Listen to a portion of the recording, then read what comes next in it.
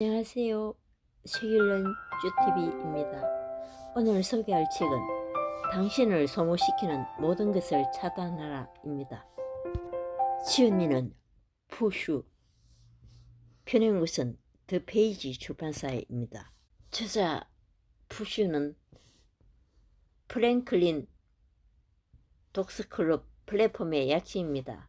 중국의 첸 시밍이 창립했습니다.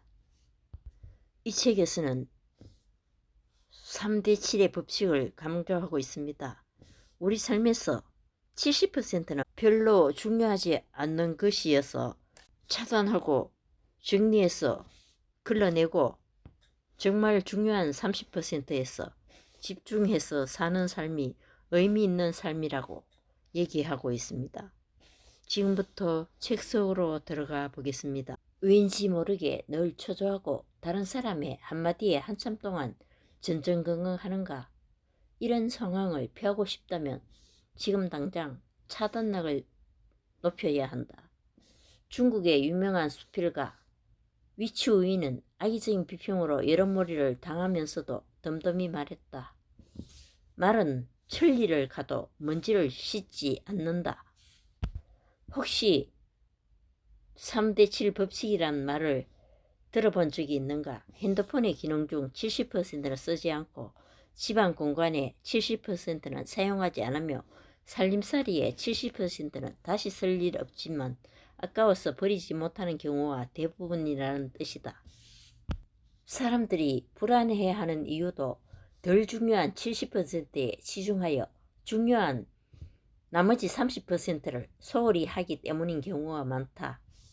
이보다는 내게 주어진 일을 하고 나만의 길을 걸으며 중요하지 않는 70%를 차단함으로써 진정으로 내 삶의 중요한 30%를 즐겨야 한다.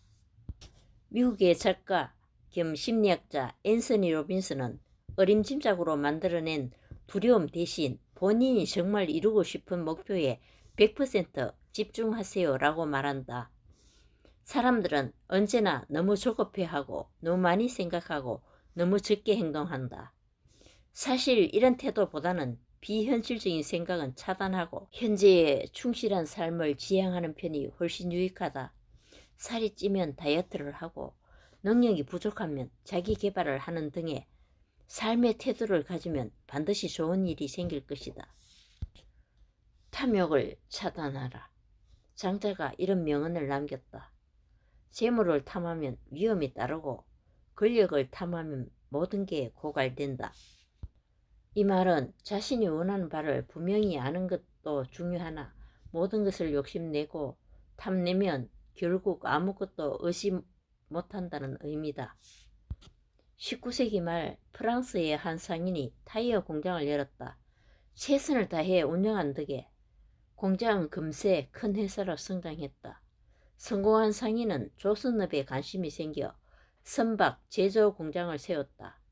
얼마 뒤에는 주류업이 성행이라는 말에 단숨에 주류회사까지 차렸다. 상인은 사업을 많이 할수록 성공할 거라 확신했다. 하지만 예상과 달리 얼마 지나지 않아 그의 회사는 적자가 나기 시작했다. 사업의 버팀목이던 타이어 회사마저 경영위기를 겪게 되었다. 한동안 망연자실했던 그는 금방 다시 시작하기로 마음을 먹었다. 어느 날 포도농장으로 시차를 나간 그는 농부가 흠이 없는 청포도를 잘라버리는 장면을 목격했다. 버려지는 포도가 아깝다는 생각에 상인이 물었다. 이 포도들은 멀쩡한 것 같은데 왜 잘라버리는 겁니까? 농부가 답했다. 포도알을 조금씩 잘라내지 않으면 저들끼리 양분을 다퉈요. 그럼 과육이 크게 못 자라고 당도도 떨어지죠. 이렇게 조금 잘라줘야 남은 포도들이 더 잘 익고 맛도 좋아지는 법이에요. 농부의 설명을 들은 상인은 큰 깨달음을 얻었다.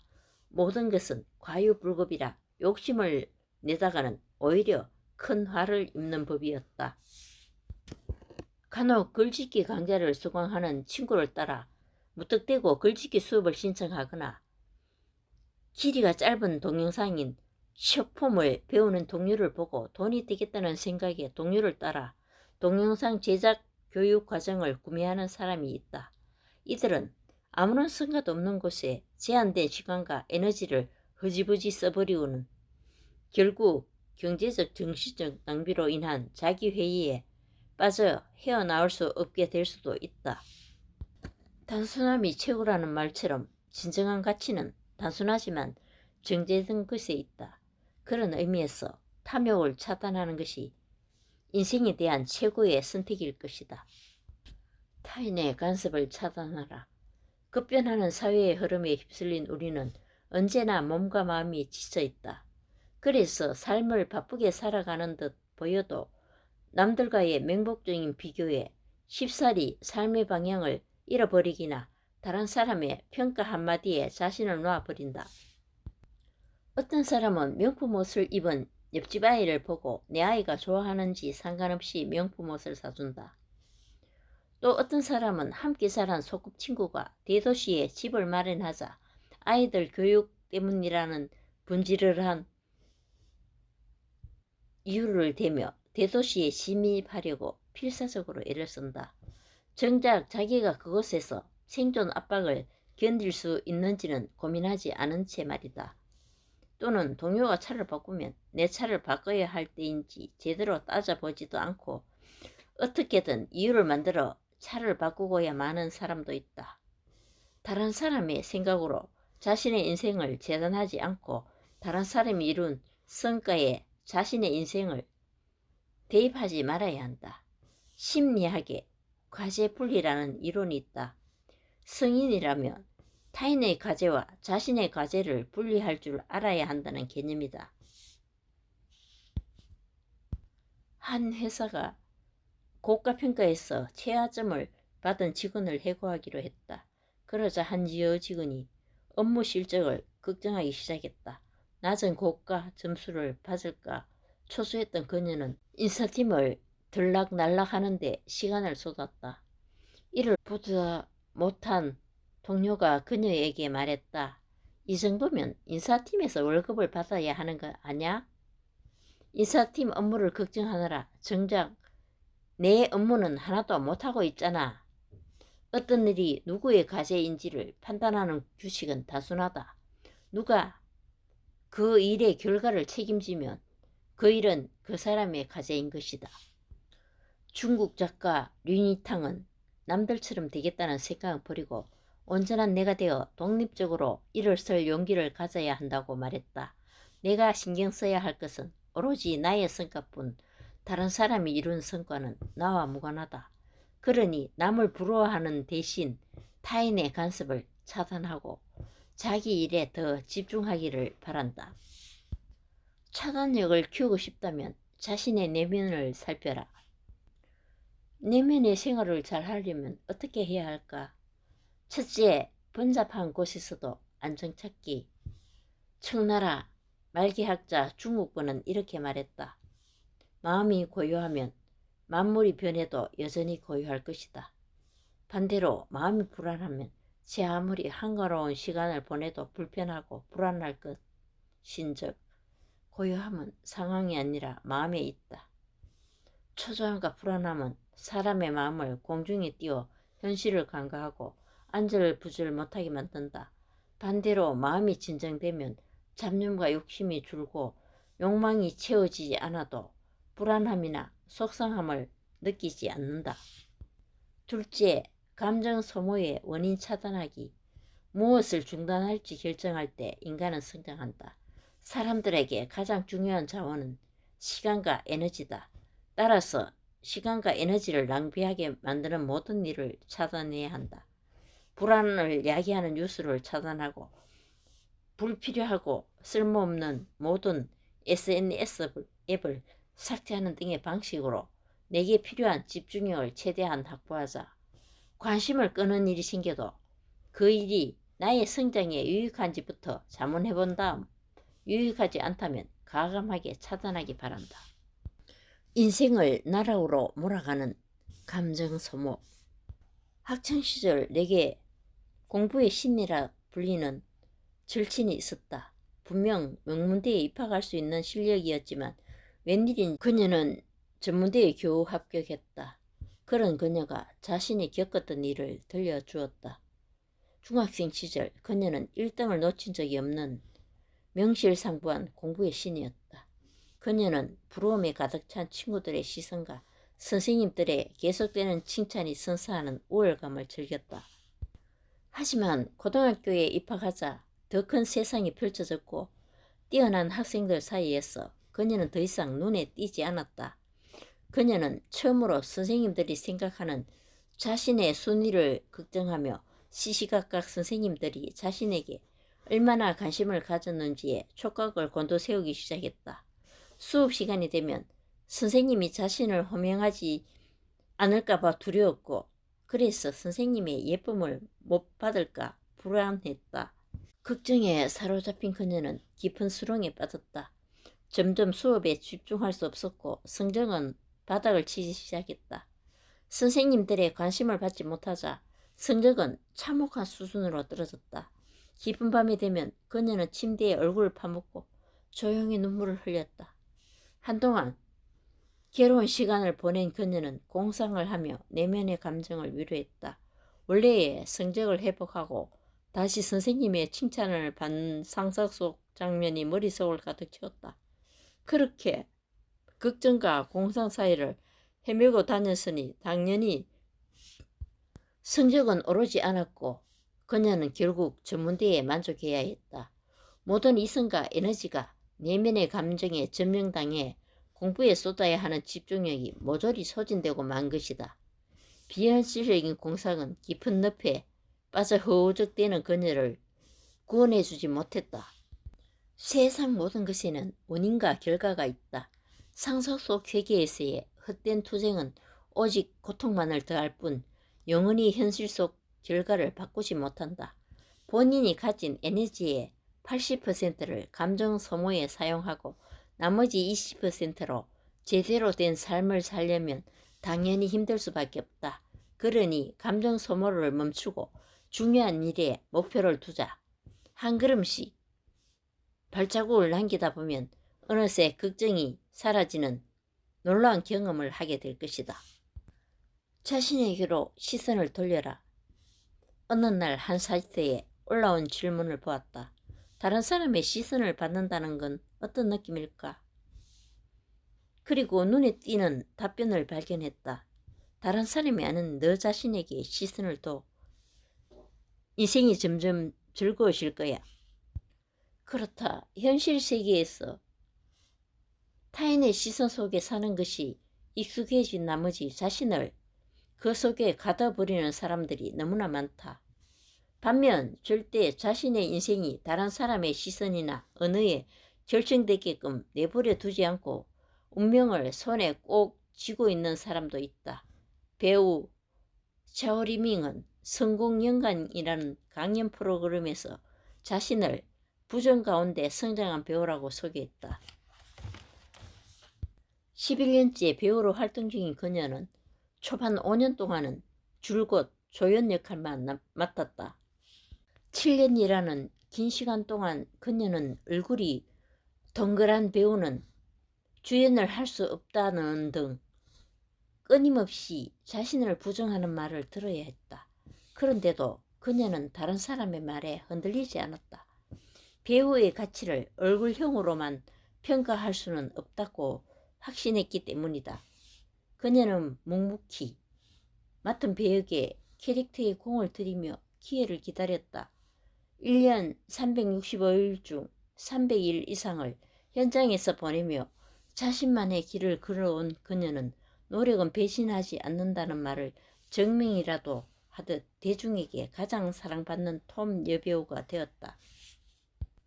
빼기를 많이 하라. 훌륭한 사람은 세 가지를 포기할 줄 안다. 바로 복잡한 대인관계, 중구난방인 목표, 지나친 무력이다.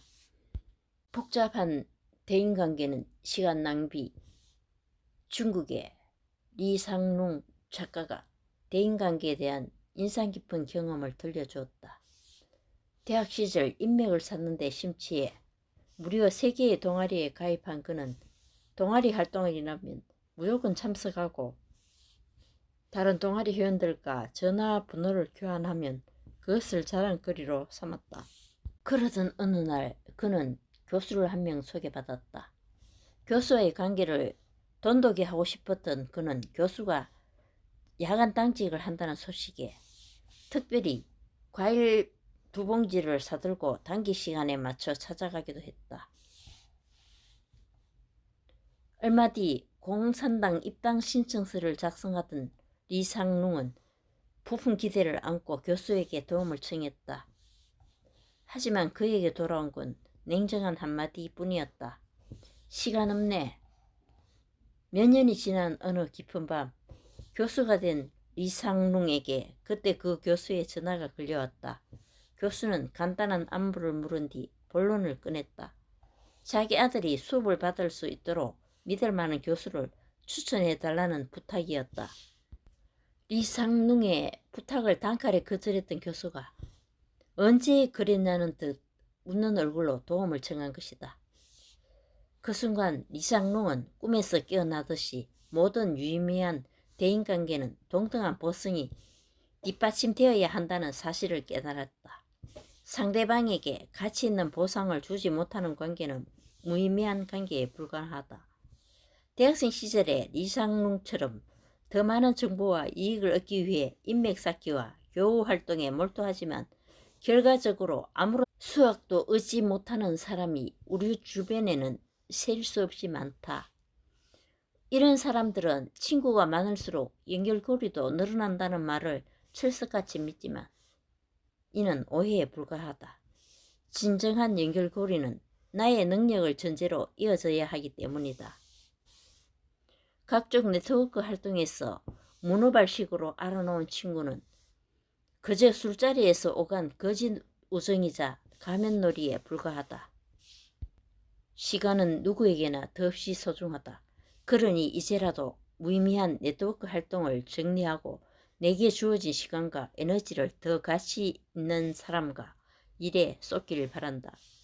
지나친 무력은 감정 낭비. CCTV에서 방영한 다큐멘터리 생활의 빼기에 정리 전문가 샤샤가 특별한 집주인을 만나는 장면이 방영된 적이 있다. 신청자의 집에 막 들어선 순간 그녀는 눈앞에 펼쳐진 장면 때문에 얼어붙고 말았다. 집 안은 아무렇게나 쌓인 물건들로 발 디딜 틈조차 없었고 그 실은 옷이 산처럼 쌓여 쓰레기장을 방불케 했기 때문이다. 집주인은 옷과 매치하기 위해 디자인이 같은 신발이라도 색상별로 몽땅 구매한다고 말했다. 온 집안 식구들이 미친 짓이라고 말렸지만 식구들의 반대에도 불구하고 도둑처럼 몰래 물건을 사고 구석구석 흠겨놓았다. 하루는 딸이 신나게 노래를 부르며 즐겁게 집에 돌아오다가 집에 도착하자마자 얼굴을 잔뜩 찜푸리며 짜증을 냈다. 이게 다 뭐야? 너무 더러워. 그 순간 집주인은 자신의 소비 욕구에 사로잡혀 식구들을 고통스럽게 했다는 사실을 깨달았다. 결국 그녀는 물건을 버리기 위해 정리 전문가에게 도움을 청했다. 힘겨운 과정이었지만 집주인은 딸을 생각하며 이를 앙다물었다. 잡다한 물건을 모두 버림으로써 소비 욕구를 억제하려는 계획이었다. 버리기란 사실 물건에만 해당되는 것이 아니라 내면의 욕망까지 포함해야 한다. 버리기의 진짜 핵심은 물건에 대한 욕망을 줄이는 것이며 물질에 대한 과도한 욕망을 끊어내야만 현재의 삶을 여유롭게 즐길 수 있다. 다행히 다큐멘터리의 말미에는 집주인이 2달 후에도 새 옷을 사지 않고 집을 깨끗하게 유지하고 있는 모습이 담겼다. 마침내 무력 억제에 성공하며 지저분한 삶과도 작별을 구한 것이다. 저자는 불필요한 것을 차단하는 빼기의 삶이 중요하다고 얘기하고 있습니다. 감사합니다.